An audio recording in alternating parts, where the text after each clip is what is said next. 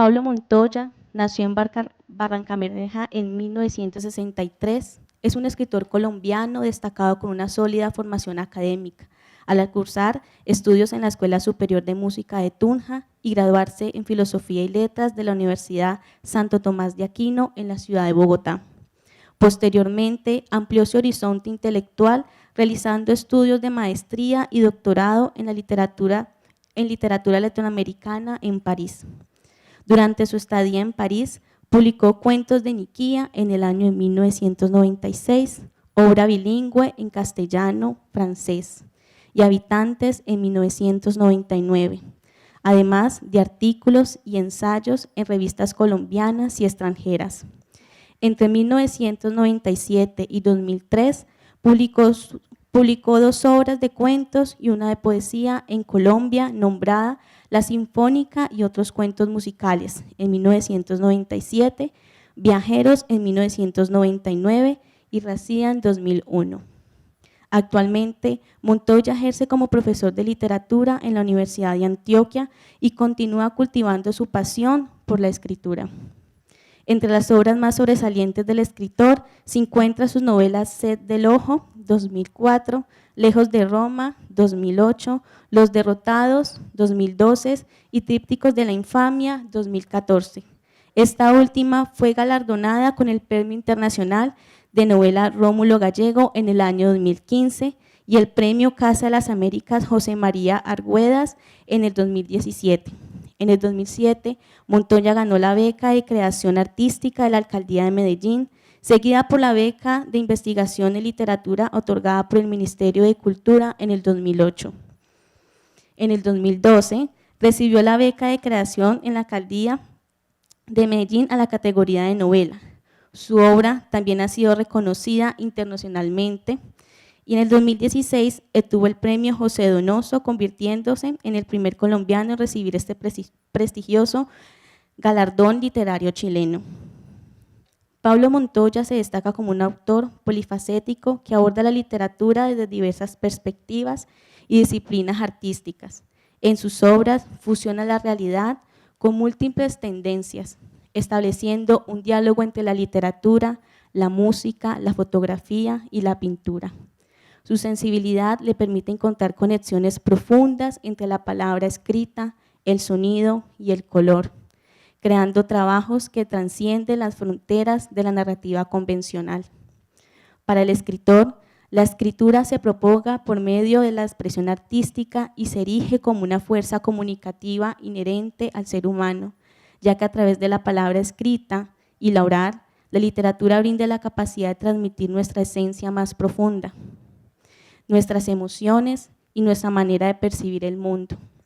En sus novelas, los protagonistas son enfrentados desde sus propias heridas y vulnerabilidades, siendo este un ejercicio catártico que nos humaniza. Asimismo, concibe la literatura como un espacio inclusivo capaz de reunir las voces hegemónicas y las marginales, dotándola de un poder renovador sobre el texto mismo. Reconoce la importancia fundamental de las 3 instancias que lo componen, las cuales son el autor como creador de la obra, el texto como vehículo de expresión y el lector como receptor e intérprete.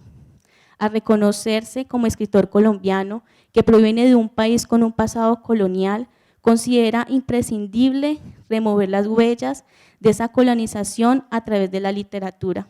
Para ello, es esencial observar la relación del escritor con el otro, con la sociedad y sus complejas dinámicas, plasmándose en la palabra escrita como un acto de descolonización literaria.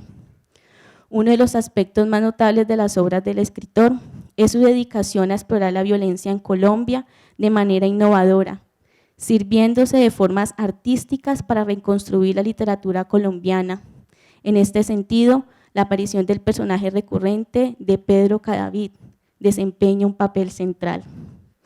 Dicha figura se manifiesta en varias de las novelas del escritor, actuando como un hilo conductor que reexamina diversos episodios de violencia en el país.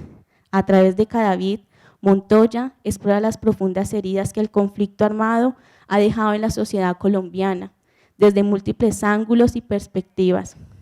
No solo se alimenta de experiencias imaginadas, sino también de las vivencias de su propio creador. Montoya sostiene que Cadavid es un alter ego de sí mismo, constantemente tratando de ser, en su esencia misma de narrador, de una realidad tanto individual como socialmente inestable. Como escritor latinoamericano, Pablo Montoya se mantiene abierto a todas las expresiones, creando un discurso representado no solo en la palabra, sino en lo visual. Sin duda, Pablo Montoya es un autor imprescindible para comprender la literatura colombiana actual y su capacidad de abordar temas profundos desde una perspectiva innovadora y multidisciplinaria. Yo quiero empezar preguntándote por la última novela, Marco Aurelio y los límites del imperio. Es una novela recién salida del horno y quiero empezar por el final. Resulta que en el paratexto final, que es algo que no sé si está en toda tu obra, pero sí la he visto en varios de tus libros, tú escribes cuál es el periodo en el que vas a escribir la novela, en el que escribiste la novela, ¿cierto? En este caso dice Pablo Montoya, El Retiro, mayo de 2020, Madrid, septiembre de 2023. Entonces uno puede decir que esta novela es hija de la pandemia, ¿cierto? Pero también el tema del que habla, que es Marco Aurelio, pues está atravesado por toda la pandemia antonina, que es absolutamente devastadora, y no solamente en las huestes de esclavos, sino incluso en los poderosos. Este libro, entonces, por un lado, trata el tema de la pandemia, pero también del estoicismo de Marco Aurelio, que es un representante pues, histórico del estoicismo, y de sus maestros, de toda la formación como estoico. Entonces yo quería preguntarte por ese cruce entre el estoicismo y la muerte y la pandemia. Y quiero preguntarte alrededor de dos cosas. Primero, ¿cómo fue esa experiencia de hablar sobre una pandemia atravesando otra pandemia, ¿no? ¿Cómo fue ese proceso de escritura? Y también, si uno podría leer este libro también desde una perspectiva pedagógica, como un libro que le prepara el carácter para asumir de una manera más, como una disciplina, digamos, distinta del carácter, la muerte en una realidad tan oprobiosa como la de una pandemia. Evidentemente Marco Aurelio es una voz hegemónica, es una voz de un emperador romano, de un patriarca, de un gran patriarca, de un hombre que fue un militar, pero que al mismo tiempo fue un filósofo, un estoico, y esa mezcla de ser un emperador militar, un guerrero y un estoico, en principio ha llamado la atención, y a mí también me la llamó poderosamente. Sin embargo, uno de los grandes obstáculos que yo tuve para escribir esta novela fue el meterme en la cabeza de una voz hegemónica. Porque yo generalmente en mis libros he tratado personajes que son marginales, perseguidos, exiliados, artistas que de alguna manera transgreden el orden moral y social que los rodea, mientras que aquí tenía que enfrentarme con una voz que representaba el imperio, un heredero de familias y familias nobles romanas, y eso me dio mucha dificultad a mí porque yo soy un escritor de un país colonizado, y entre otras cosas escribir para mí ha significado, no sé si lo he logrado, descolonizarme un poco, y descolonizarse es de algún modo romper o cuestionar las diferentes razones sobre las que hemos edificado nuestro orden civilizatorio. Hablo de la razón platónica, de la razón aristotélica, de la razón agustiniana, de la razón de Tomás de Aquino, de la razón de Descartes, de la razón de la Ilustración, de la razón marxista, inclusive de la razón estructuralista. Todas esas razones son las que han edificado de algún modo el orden mental, intelectual y creativo de Occidente. Entonces, yo cuando estaba escribiendo o cuando estaba ideando la novela de Marco Aurelio, que comenzó justamente el interés por él y por su época, por la pandemia.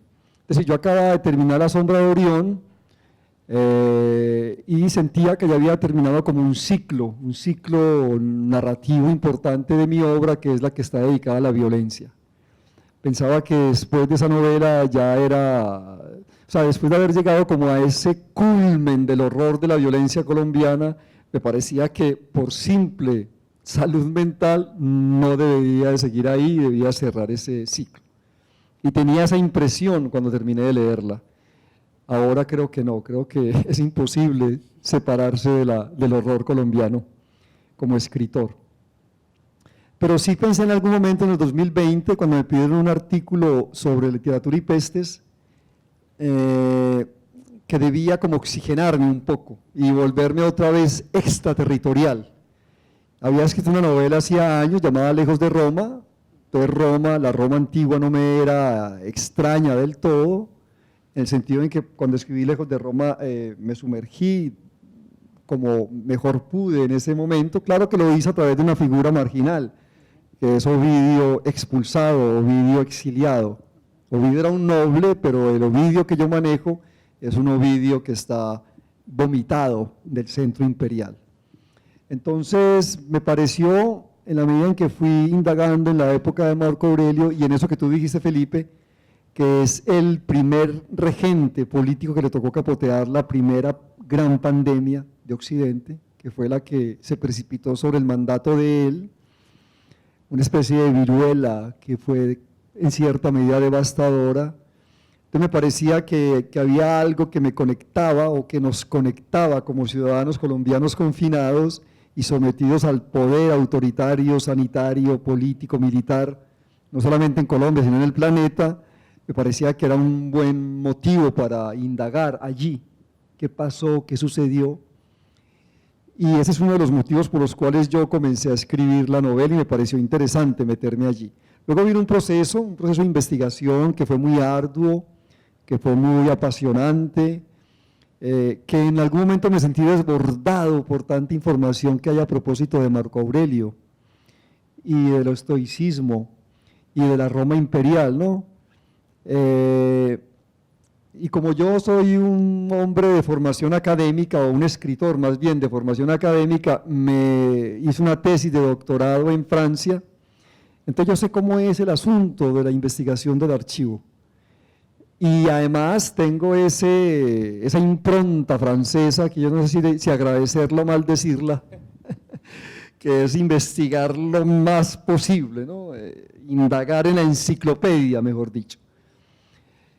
Pero en la medida en que fui investigando, en que fui leyendo, me fui dando cuenta de esa paradoja de la que hablé hace poco, del emperador, filósofo y guerrero.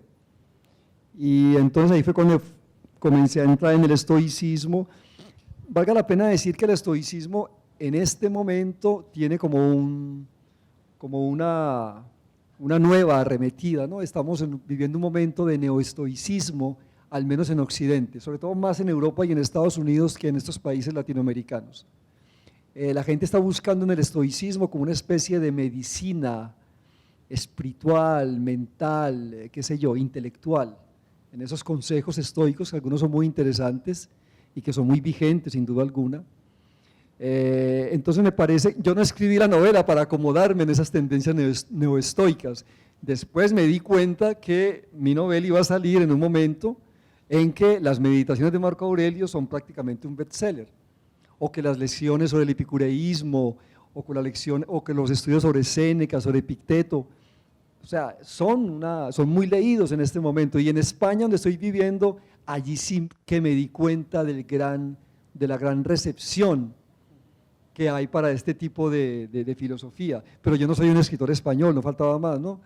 Yo soy un escritor colombiano, es decir, una ave rara, escribiendo sobre un emperador, y muchos se preguntarán, pero este huevón, ¿por qué escribiendo sobre Marco Aurelio? ¿Y eso qué tiene que ver con nosotros? ¿No? Un poco me preguntaban eso cuando también publiqué Lejos de Roma, que estábamos en la Medellín de los sicarios, del narcoparamilitarismo, de los grandes desplazamientos provocados por el conflicto armado en Colombia, y me preguntaban, ¿y qué tiene que ver Ovidio con Medellín, Lejos de Roma con Colombia? Y yo creo que sí, hay muchas cosas que nos vinculan con ese personaje y sobre todo con esa realidad que él vivió, que es el exilio. Todo lo que uno trata como escritor finalmente es ir a ese pasado, indagar en esas figuras, en esas realidades que se parecieron mucho o se parecen mucho a las nuestras y tratar de conectarlas y hacerlo de la mejor manera posible, ¿no? En el paso por Alejandría de Marco Aurelio, el emperador se encuentra con un poeta ciego octogenario. Esa parte me llamó muchísimo la atención y voy a leer, porque en un momento ese poeta le dice: tú eres el que organiza el mundo y quien filosofa sobre él. Yo tan solo soy un poeta que sueña. Y más adelante, hablando de la función del lenguaje, él le dice que el propósito del lenguaje no era tejer una maraña confusa o lograr una homogeneidad aplastante, sino fundirse en el silencio. Me pareció muy bella esa idea y quería preguntarte, pues porque toca es eso que es incomunicable o eso a lo que realmente el signo no puede llegar. Entonces, Pablo, tú tienes una formación musical, de lenguaje musical, también de lenguaje iconográfico, pero también eres novelista, poeta, cronista, ensayista. En esa vasta obra, ¿cómo te has relacionado con el silencio? Me gustaría, y con aquello que, porque uno podría decir es que la escritura es una forma de combatir el silencio, ¿no? Pero hay algo que en el fondo no logra ser comunicable. No sé, quisiera que nos contaras un poquito cómo te has relacionado con el silencio. Bueno, es una pregunta muy difícil, yo no sabría cómo responderla, porque además antes de preguntarme la pregunta tocas unos temas que más bien me gustaría abordar, la relación con ese anciano viejo, las discusiones que hay entre Marco Aurelio y ese anciano en torno al lenguaje, en torno a los libros, a la biblioteca, porque se encuentran en Alejandría, ¿no? Marco Aurelio hizo un viaje por Oriente que yo recreo en la novela a mi modo, ¿no? O sea, es decir, yo sí investigué mucho sobre el periplo existencial de Marco Aurelio, pero sí me permití muchas licencias, y algunas de esas licencias están fundadas en los anacronismos.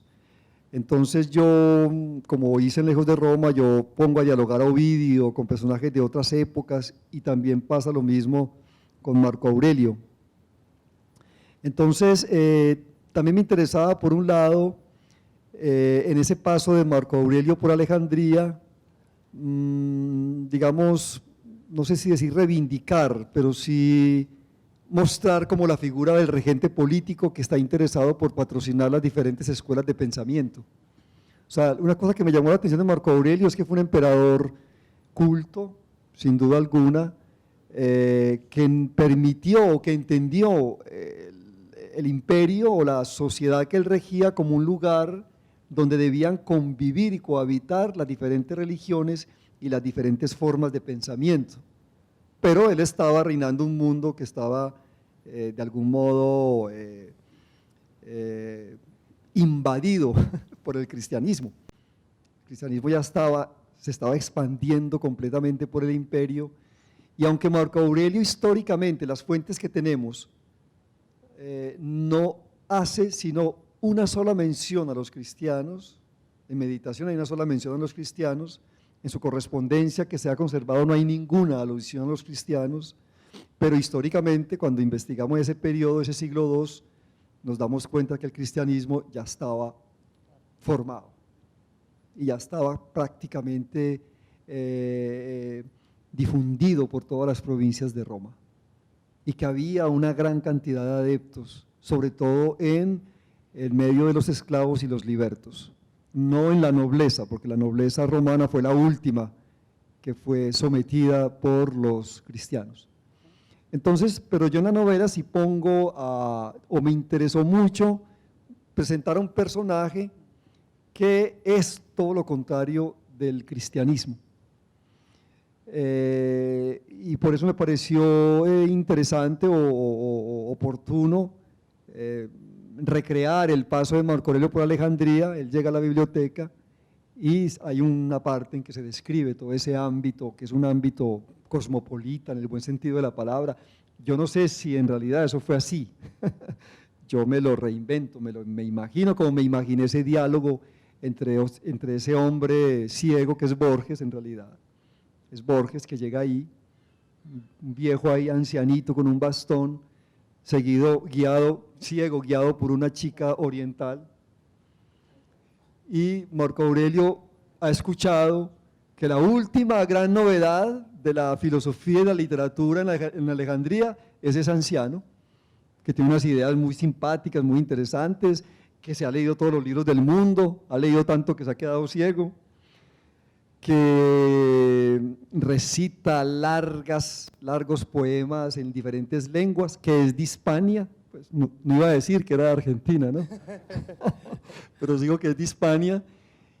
Pero el diálogo que yo les pongo, pues el diálogo entre los dos es justamente la oposición entre un hombre como Marco Aurelio, que cree en el poder educativo de la literatura y de los libros, y otro que no cree en él, que es el ciego.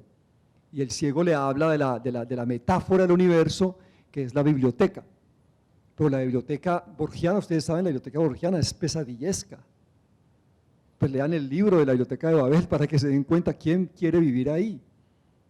Y Marco le dice, pero usted es un poco contradictorio, porque usted está de alguna manera está volviendo como absoluta la biblioteca, y ese lugar que usted describe como ideal es una verdadera tortura. Entonces hay un debate entre los dos que se comunica con las ideas estoicas de la nada, del olvido, porque Borges finalmente es estoico. Cuando uno lee a Borges, o sea, está atravesado por un estoicismo nihilista, digámoslo así, ¿no? Claro, Marco Aurelio y los estoicos imperiales de la Roma antigua creían en la providencia, creían en una especie de razón cósmica, creían en una especie de bondad social que había que construir, humana, colectiva. Pero Borges, el mundo de Borges es un mundo sin Dios, el mundo literario de Borges es un mundo sin Dios. Yo me acuerdo cuando yo leí la primera vez a Borges, que es muy simpática la anécdota, se las quiero contar. Yo vivía en Tunja y estaba leyendo a Dostoyevsky, desde Pobre Gentes hasta El diario de un escritor. Y yo estaba convencido a mis 20 años que había que escribir como Dostoyevsky. Pues era el modelo, ¿no? Era el modelo a seguir.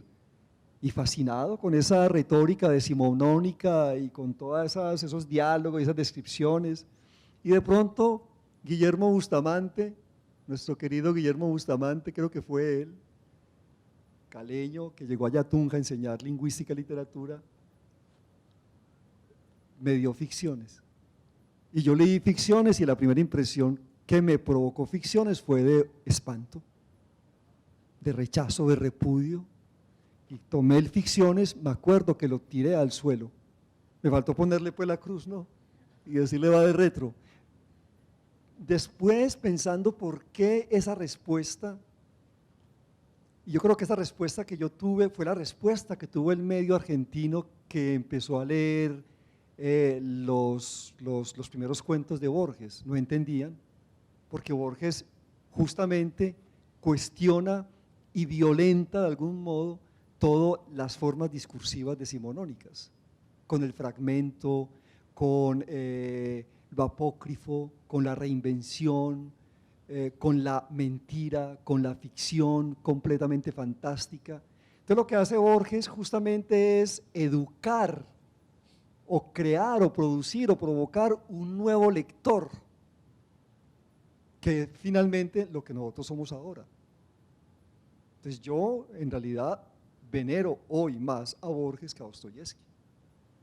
Es decir, si me dicen a quién me llevo para la isla, yo me llevo un librito de Borges que una novela como Los hermanos Karamazov de Dostoyevsky. Esto puede sonar muy polémico, ¿no? Pero estoy hablando también de un problema estilístico, de un problema de cómo escribir. Nosotros ya no escribimos como Dostoyevsky, nosotros escribimos más parecidos a Borges. Y creo que esa es la herencia que nosotros como latinoamericanos o como escritores de este momento recibimos de esos modernistas, de los cuales Borges es un heredero, ¿sí? Entonces por esa especie de admiración que yo siento por Borges, admiración que surgió primero como un repudio, pero ese repudio es porque no sabía cómo comportarme ante esa literatura.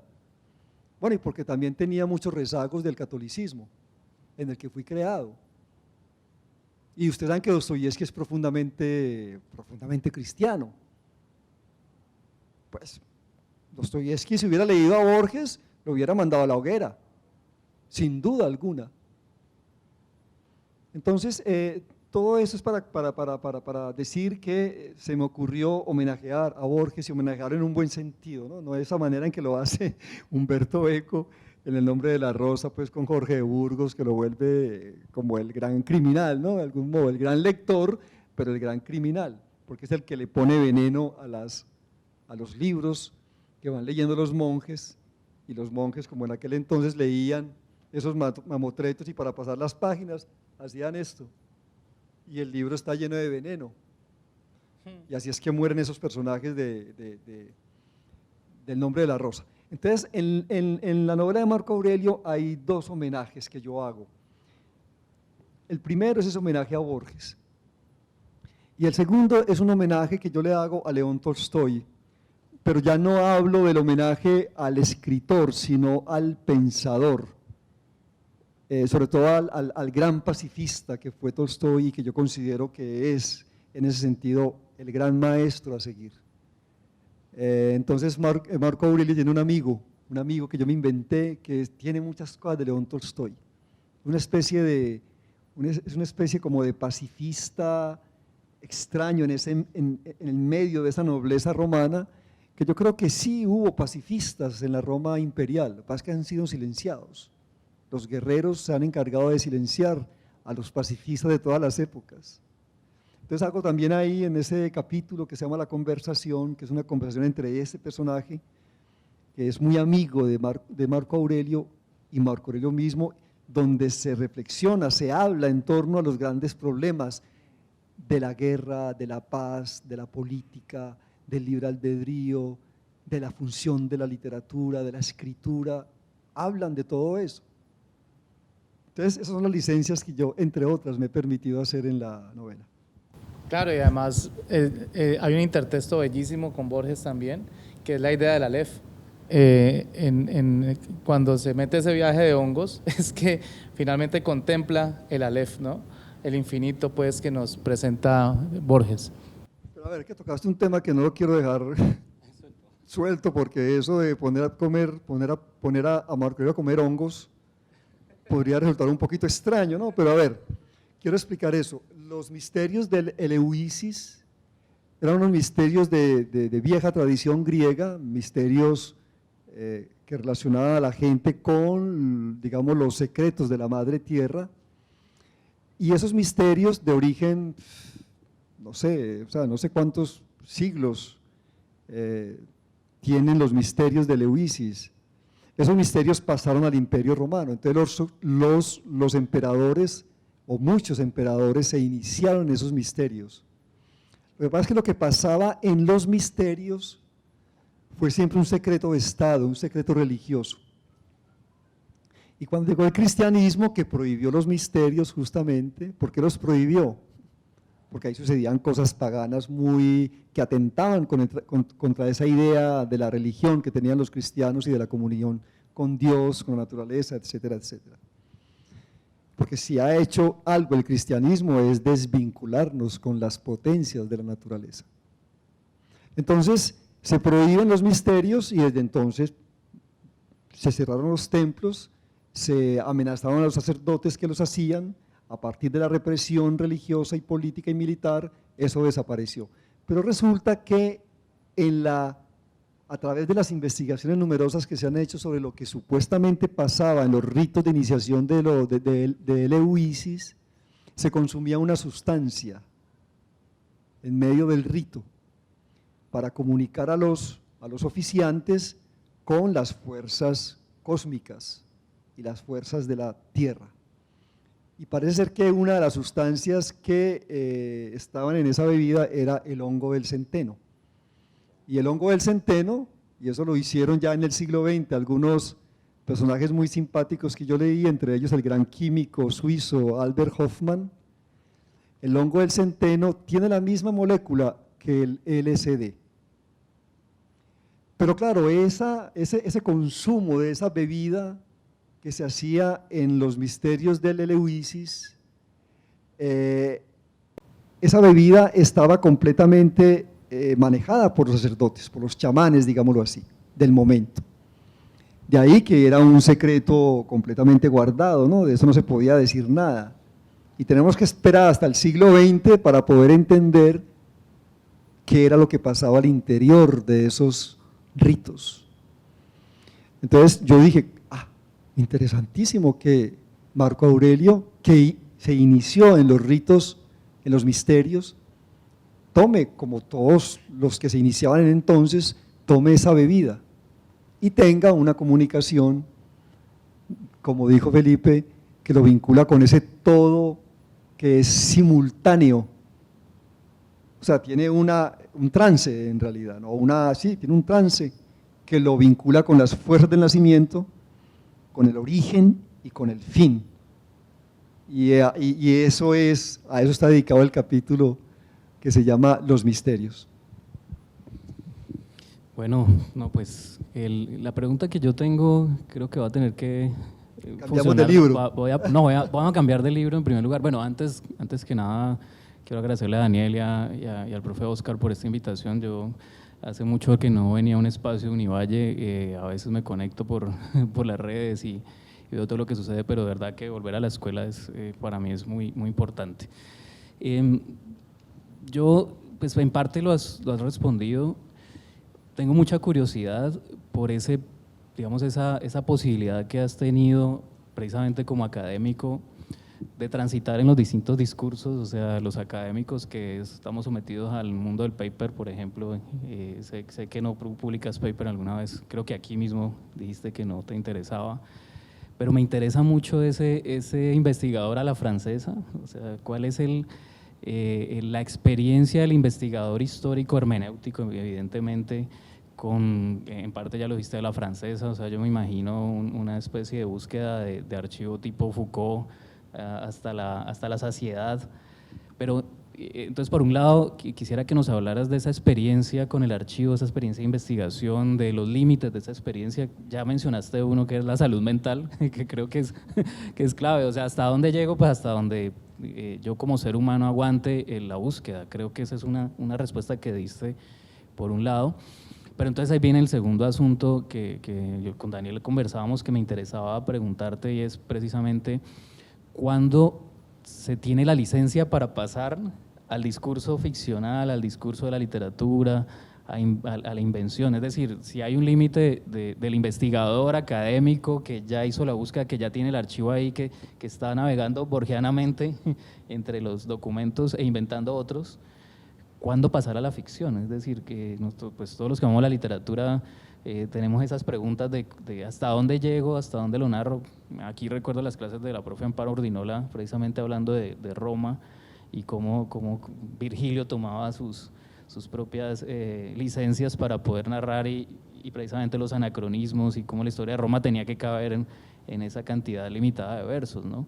Entonces, como que quisiera que un poco nos hablaras de ese capoteo con el mundo del archivo, el mundo académico, y luego ese paso a la literatura me genera mucha curiosidad, porque además tomaste distancia de un referente que es Humberto Eco, que también capoteaba muy bien entre los dos mundos a su manera, por supuesto.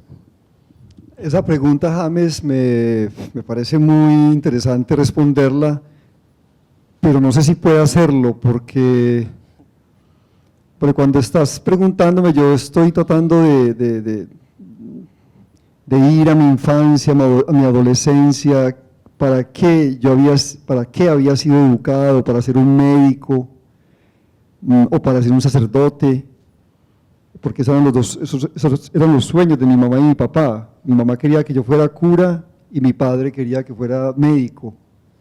Y cómo yo de alguna manera le hice caso durante mi infancia a ese mandato familiar, y después cómo irrumpe profundamente la crisis existencial, y cómo era un niño lector, cómo se fue introduciendo el amor por la lectura y el interés o la inquietud de pronto escribir esas historias o historias parecidas a las que yo leía.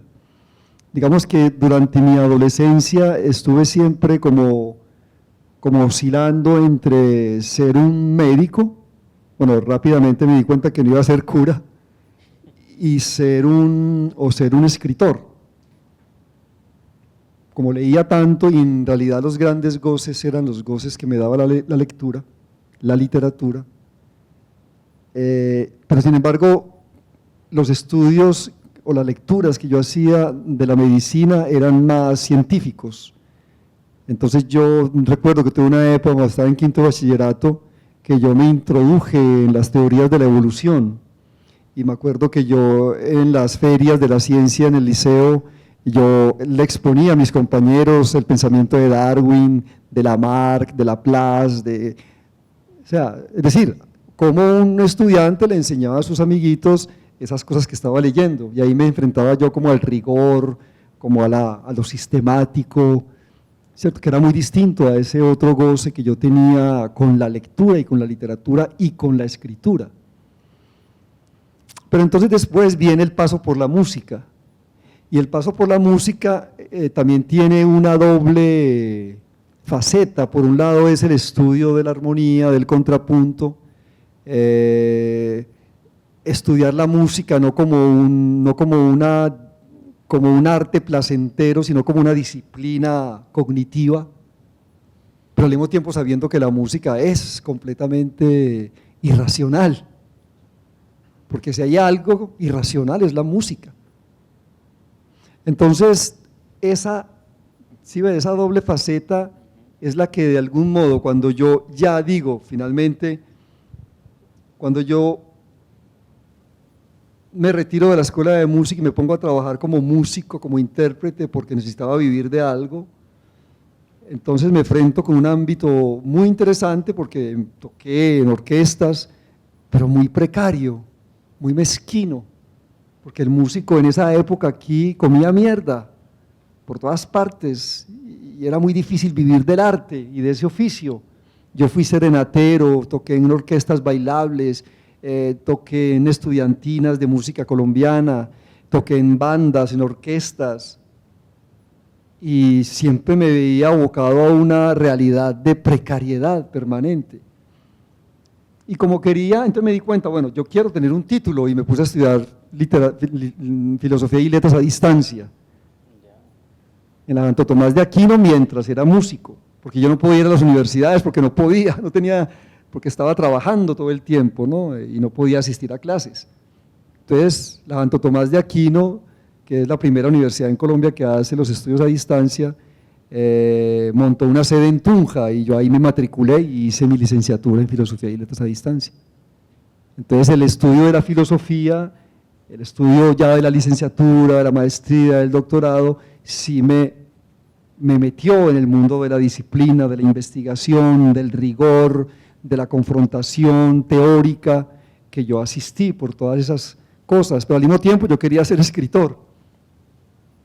Y empecé a escribir cuentos sobre música o cuentos sobre violencia, y me enfrentaba a lo irracional, de alguna manera u otra. Entonces siempre estaba como oscilando entre esos dos, y creo que en las novelas que vienen después, por ejemplo en Tríptico de la Infamia, que hay un soporte de investigación archivístico visual, sobre todo muy, muy fuerte, que está anclado, o sea, el relato, la narración de Tríptico de la Infamia está anclada en unos conflictos históricos. ¿Cuáles son? Las guerras de religión y el traslado de las guerras de religión a América durante la conquista.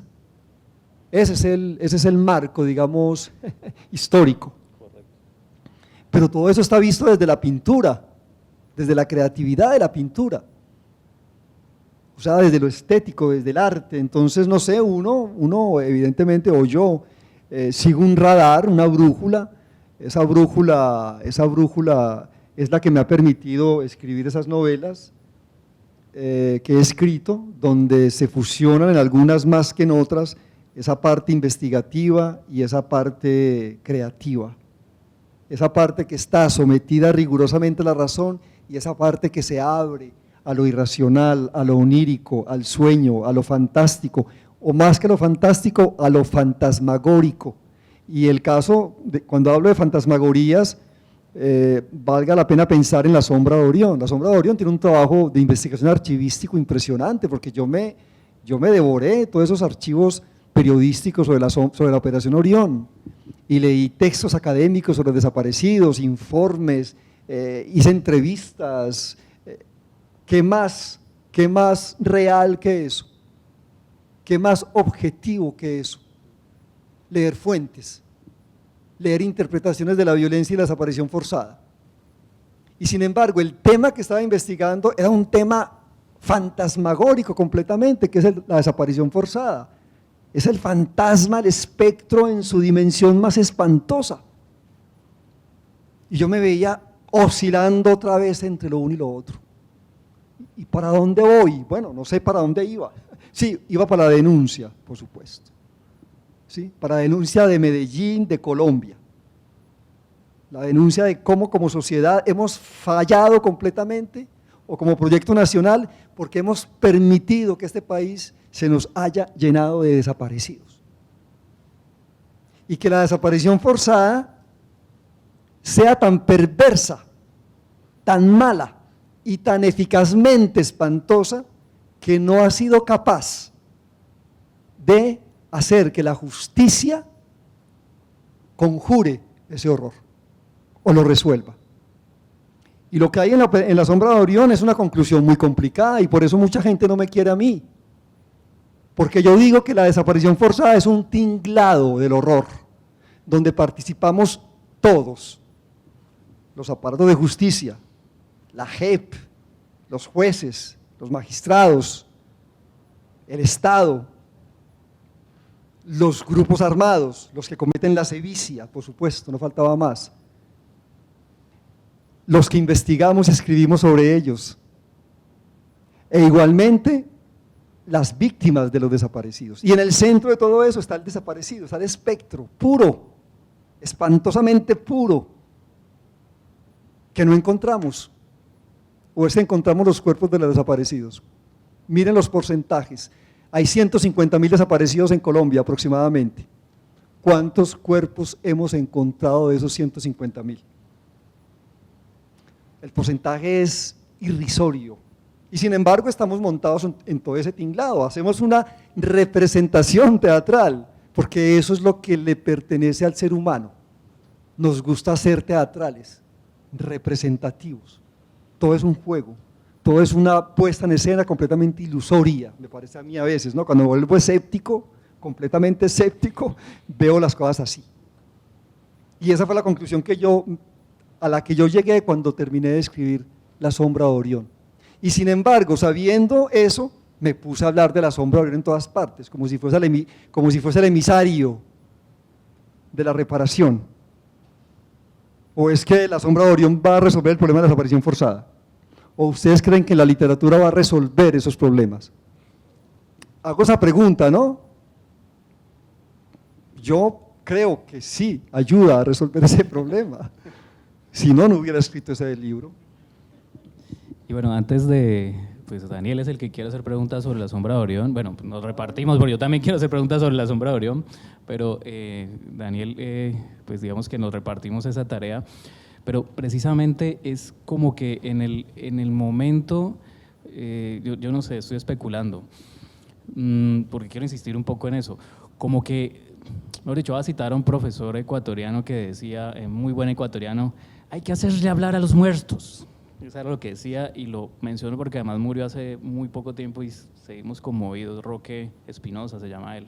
Entonces, hacerle hablar a los muertos creo que es una tarea de constructivista, de construccionista, digamos, de mucha exigencia, muy fuerte, porque es que creo yo que en las novelas que he leído, el tríptico de la infamia, digamos, sin irnos a la Sombra de Orión, François Dubois, pues que aparece en el tríptico de la infancia, aparece en este libro que me parece bellísimo, trazos, y entonces encuentro la pintura, voy a ver si la logro abrir, que aparece la misma pintura de la portada de la sombra, del tríptico de la infamia, que es la masacre de San Bartolomé, pero es que está la pintura y está la narración en primera persona, como encarnar a François Dubois, es decir, una violencia brutal, y él contando lo que vivió y cómo pasó a la representación en 3 párrafos. Eso me parece estupendo, o sea, haber vuelto a hojear el tríptico y encontrarme ese texto. Me parece que definitivamente habías transitado y habías mirado el asunto desde tantos lugares, desde la investigación, que podías luego encarnar al pintor para poder narrar desde ahí. Eso a mí me parece… Es que digamos, el origen de Tríptico de la Infamia está en 3 pequeños textos que hacen parte de esos libros míos de prosas poéticas. Está la segunda parte de Tríptico, es una ampliación del texto de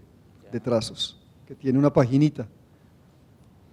La tercera parte de Tríptico es la ampliación de un pequeño texto que yo metí en Viajeros, dedicado a Theodore de Brie. O sea, son esos libros primeros que yo escribí, que los escribí cuando estaba en el doctorado en literatura en París y que no tenía tiempo de escribir novelas, porque no podía. Entonces, por eso, por necesidades económicas, acudí a la brevedad y al fragmento. O sea, es el pragmatismo literario más… Sí, porque no podía escribir novelas. Cuando ya llegué a la Universidad de Antioquia, que me gané el puesto en la Universidad de Antioquia, por eso te digo que uno se gana una lotería cuando se gana un puesto universitario, porque ya puede respirar tranquilo y decir, bueno, ya puedo dedicarme a hacer las cosas que quiero hacer. ¿Yo qué quería hacer? Escribir novelas.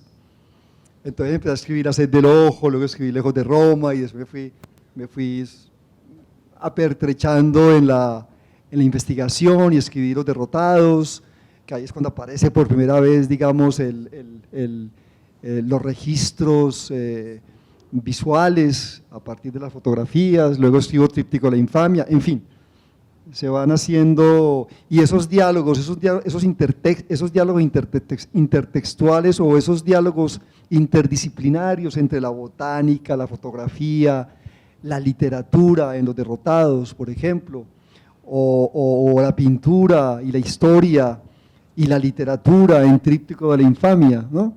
En La Sombra de Orión podría ser el diálogo entre la pintura, la música, el periodismo. Bueno, son como novelas que yo concibo de alguna manera como, sobre todo cuando pienso en las novelas largas, como si ellas fuesen bodegas en las que todo cabe.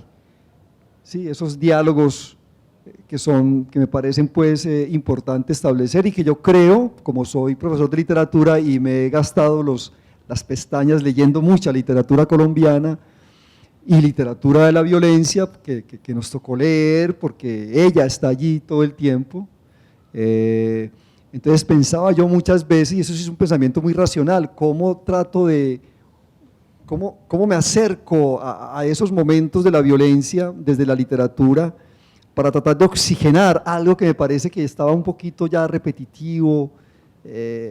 Además que la violencia en la literatura colombiana ha tenido como una especie de proyección que tiene que ver con el marketing. Entonces todo eso me parecía a mí y con el periodismo por un lado, y por el otro pensando en la televisión, en lo audiovisual.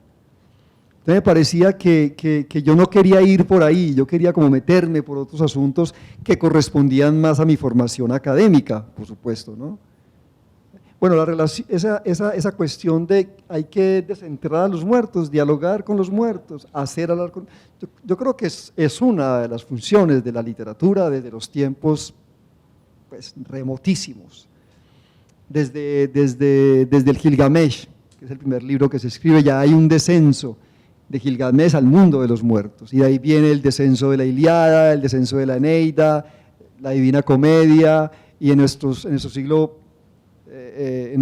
XX, la antología de Spawn River, Rulfo, que es impresionante, con Pedro Páramo, que es quizás el que nos muestra ese camino maravilloso, que es un mundo mítico finalmente, ¿no?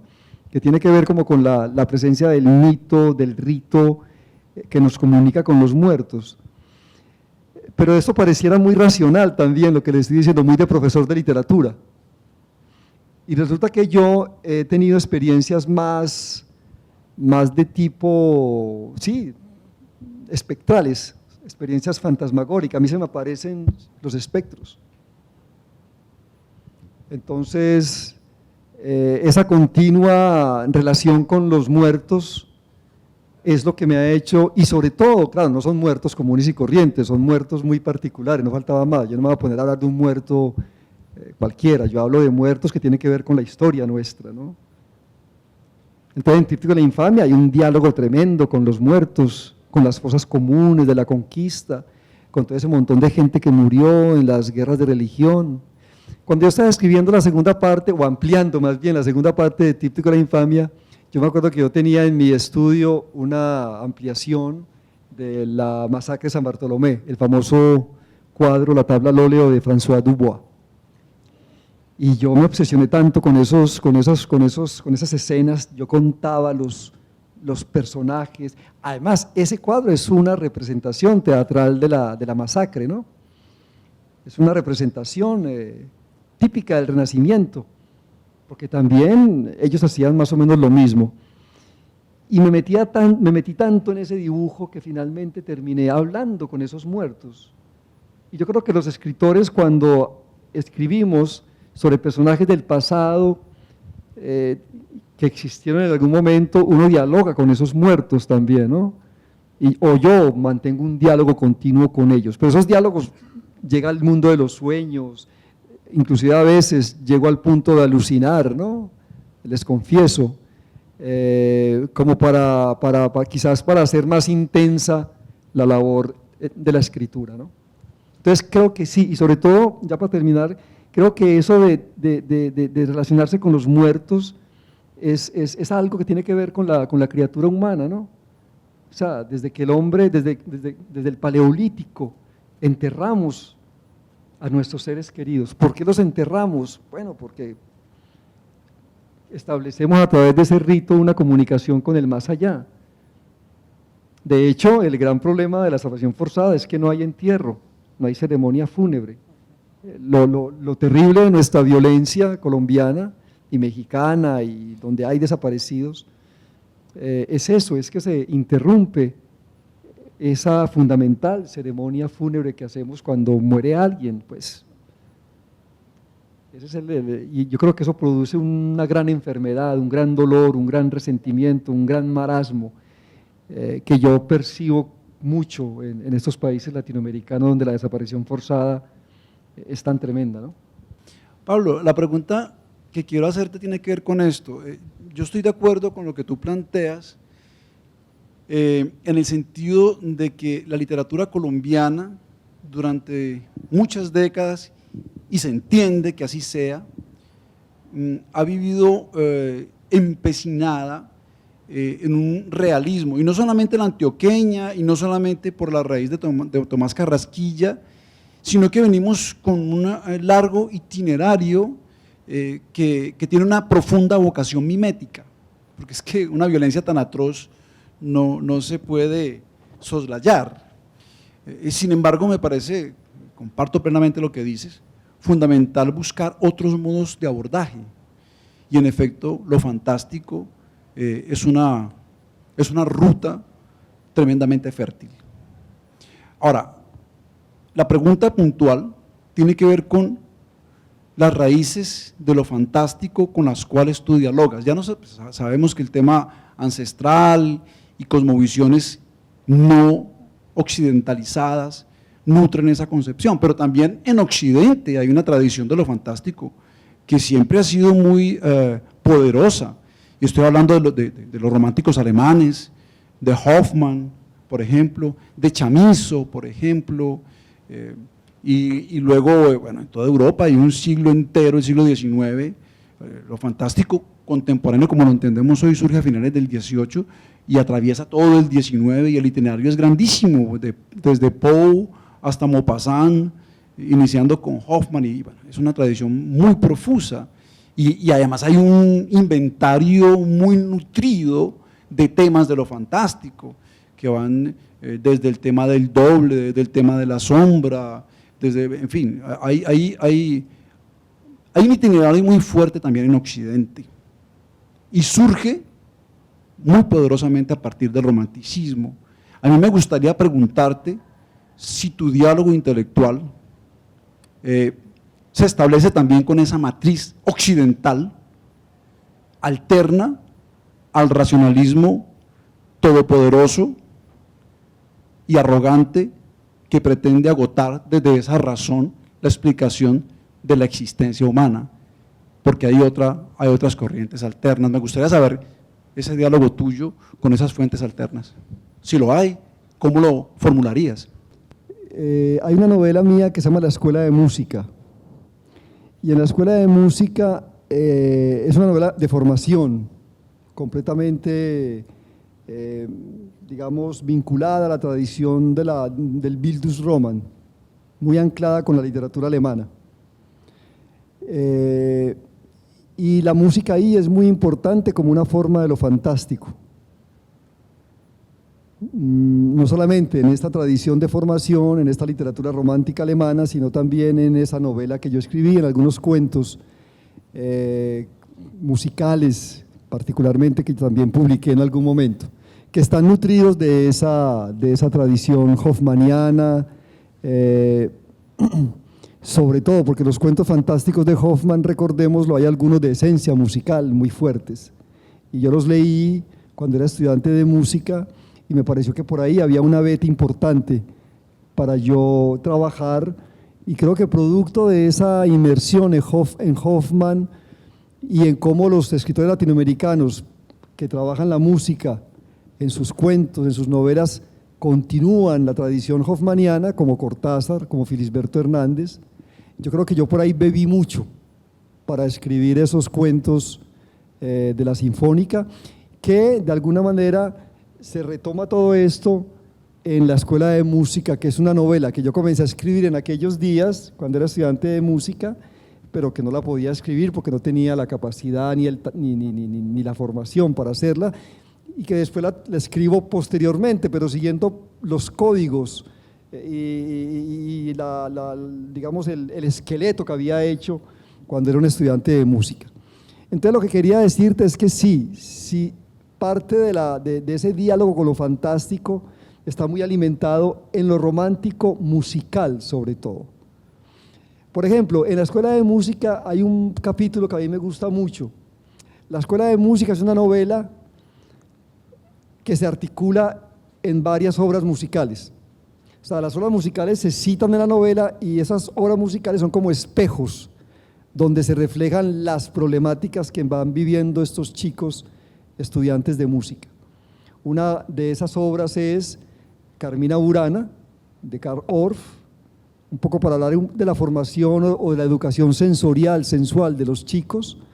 Luego viene el Canto General de Theodorakis, para hablar un poco de la formación ideológica, política de los chicos. Y luego viene el Requiem de Berlioz, para mostrar de qué modo estos jóvenes, desde la música, reaccionan ante la violencia del país. Berlioz es un escritor romántico, y Berlioz es un escritor, es un músico y a la vez un escritor.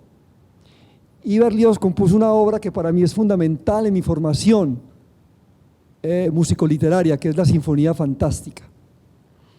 Y creo que la Sinfonía Fantástica es uno de los pilares de los que yo he bebido. ¿Qué cuenta la Sinfonía Fantástica? Porque cuenta una historia, ¿no? Es una música programática, mejor dicho. Un muchacho soñador se enamora de una mujer, y la intenta poseer, pero jamás logra atraparla.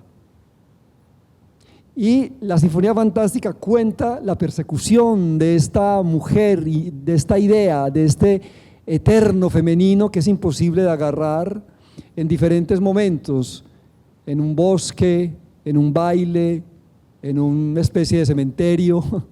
Son diferentes espacios, ¿no? Se los digo esto porque no me lo inventé, porque lo dice Berlioz en el programa que él escribió.